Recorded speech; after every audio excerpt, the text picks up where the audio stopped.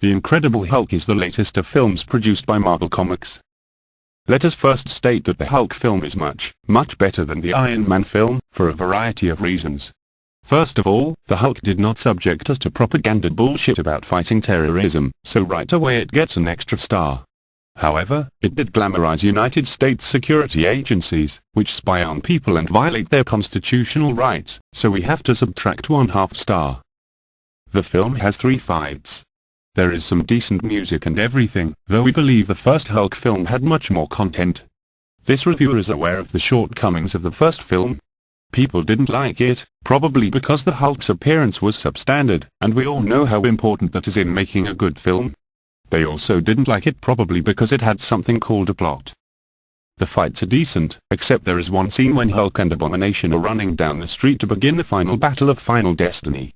Can you say ripped off? Stolen? Plagiarized? As a mindless action film, the Hulk gets 3.5 stars. As a film, it gets 2 stars. This reviewer is saddened by the fact we didn't get to see New York City police officers get murdered. I would love watching those assholes get ripped apart. Oh well. All in all, the Hulk is better than the typical drivel Hollywood is churning out. It will likely be the first in a series of films, culminating with the formation of the superhero group, the Avengers, which are super boring and senseless. It is because of the fact this film is just a piece of a larger whole, that it is difficult to review. Like, remember when all those kiddies were trying to defend Iron Man by screaming, over and over, "Shut up, it is an introductory, origin story. It is not supposed to be good." I do not think so. We would rather watch the first Hulk movie again than be subjected to the Iron Man movie again. The concept behind the Avengers movie, and the entire Marvel Universe, fails on one important issue. It is very unrealistic for humanity to have the type of power these heroes do, but not use it to colonize the solar system or something. It would be used for construction projects and demolition and all that shit. And, if there was a man who could do the stuff Iron Man does, the government would stop at nothing to get the technology. They would shoot his mother in the face and nuke an American city if it would help. Don't be naive to think they wouldn't.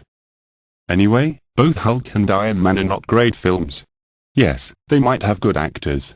They might have good special effects and music. They might have good action and fights. However, the entire foundation of the films rests on how wonderful Iron Man and Hulk are. All the films are just a circle jerk.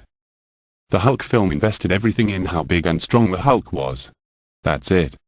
That is the entire film. That Hulk is really, really strong and green. Blonsky turning into the Abomination was not a plot twist, just like the guy in Iron Man, deceiving Tony Stark and becoming Ironmonger, was not a plot twist. It was an excuse to prepare for another fight, in order to show off more of the hero.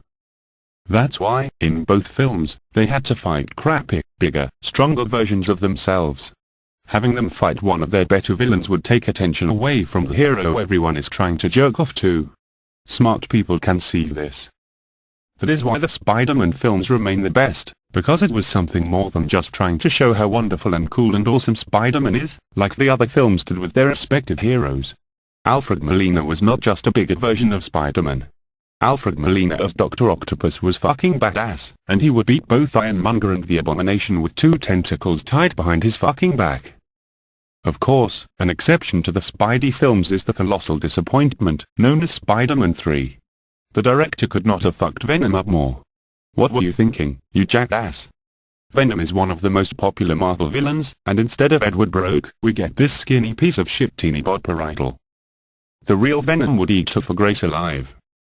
We await the release of the other Marvel films, and will also point out how shitty they will be.